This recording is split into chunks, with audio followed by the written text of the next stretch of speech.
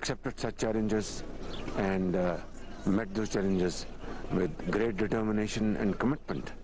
And this too shall pass. I have no doubts that Turkish people have enough strength to overcome this history's worst crisis, but no amount of resources would be enough to place it our brothers and sisters in Turkey. I think international community, it's a wake-up call for them. Today it's Turkey, tomorrow, God forbid, it can be another country.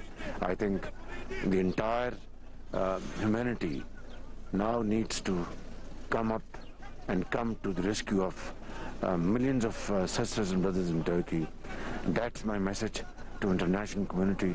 That's my message to the Organization Islamic, OIC, and other international forums, United Nations, and all other forums, that look, it is not politics. Look, it is not any personal, any other consideration. Today, it's a question of survival, and I hope and I'm pretty confident that international community will come forward.